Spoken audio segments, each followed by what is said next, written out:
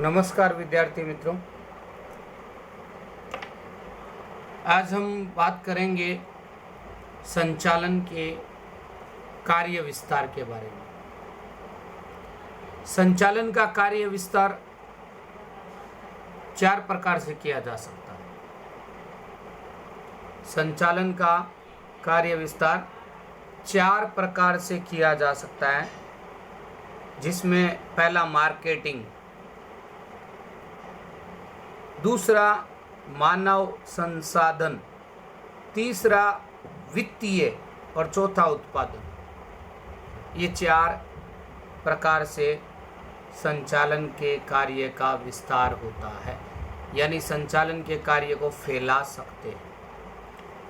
तो मार्केटिंग संचालन, मानव संसाधन संचालन, वित्तीय संचालन और उत्पादन संचालन।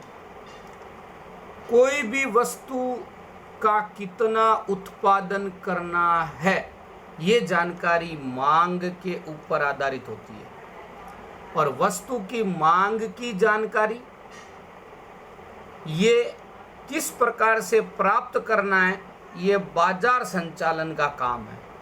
और मांग के अनुसार उत्पादन के लिए कितने द्रव्य की, कितने रुपए पैसे की आवश्यकता है, वो वित्तीय संचालन का काम है। और उसके अलावा कार्य को करने के लिए जिस मानव शक्ति की जरूरत पड़ती है, वो मानव संसाधन संचालन का काम है। तो ये 4 प्रकार के संचालन के कार्यों से विस्तार किया जा सकता है संचालन का।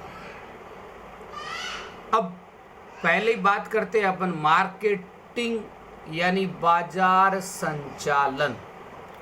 मार्केटिंग में क्या होता है, माल हो या तो सेवा हो, उत्पादक से यानी जहां पर बनती है वहां से ग्राहक तक पहुंचाने की जो विशाल प्रक्रिया है, उसको मार्केटिंग संचालन कहते हैं। उत्पादक से लेकर कस्टमर तक पहुंचाने की क्रिया मार्केटिंग कहलाती है। मार्केटिंग संचालन बोलो चाहे बाजार संचालन बोलो।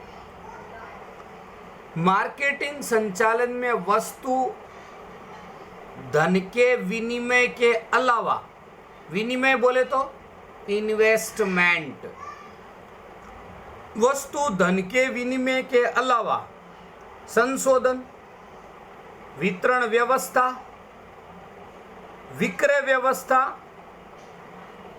विक्रय वृद्धि, संग्रह और बीमा, इनका भी इसमें समावेश होता है।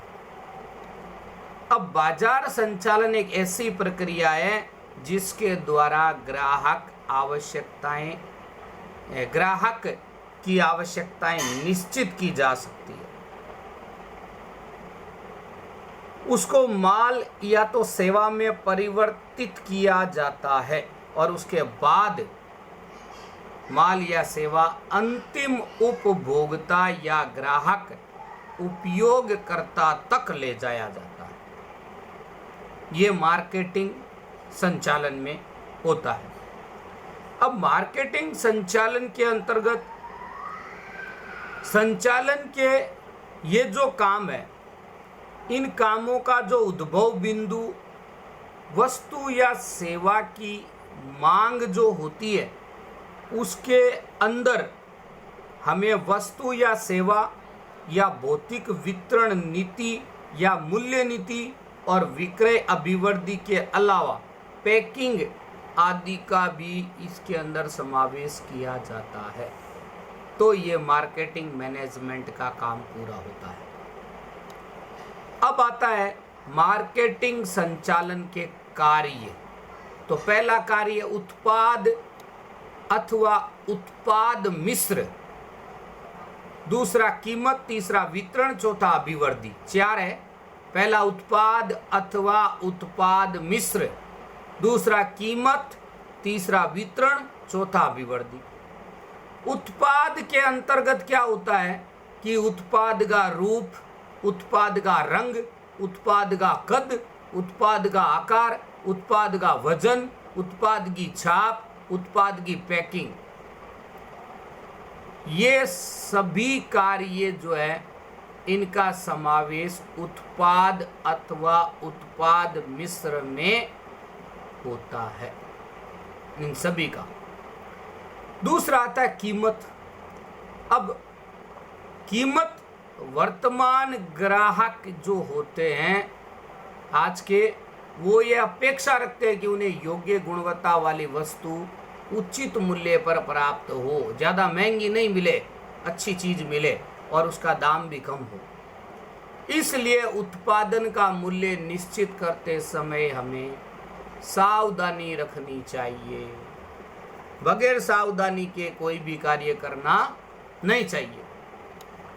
मूल्य संबंधी अगर आप निर्णय में, विक्रय नीति है, मूल्य का जब आप निर्णय लेते हो कि हमें इस वस्तु का ये भाव रखना है, तो विक्रय नीति, साख नीति, बट्टा नीति, थोकबंद या फुटकर विक्रय, मध्यस्थियों का कमीशन, इन सारी चीज़ों का भी ध्यान रखना पड़ता है। एक बार वापस बताऊंगा, मूल्य का निर्धारण करते समय आपको विक्रय नीति, साख नीति, बट्टा नीति, थोकबंद या फुटकर विक्रय, मध्यस्थियों का कमीशन, इन पे भी आपको ध्यान देना पड़ता है। तीसरा आता वितरण।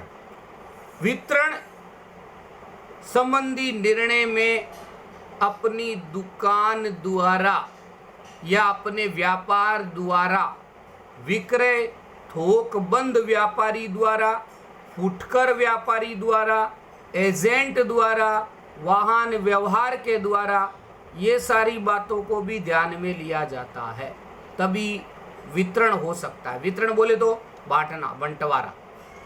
चौथा आता है अभिवृद्धि।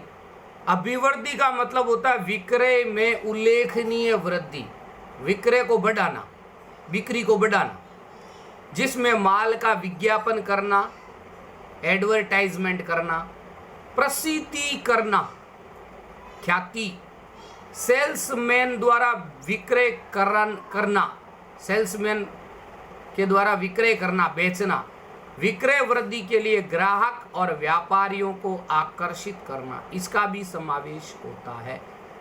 अभिवृद्धि के निर्णयों के कारण कितना ही खर्च होता हो, परंतु उसके समक्ष विक्रय वृद्धि होने से इकाई के लाभ में वृद्धि होती है, यह अभिवृद्धि है।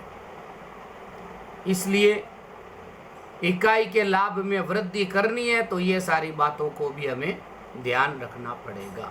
तो 4 मैंने बताई है, इसके 4 कार्य बताए हैं।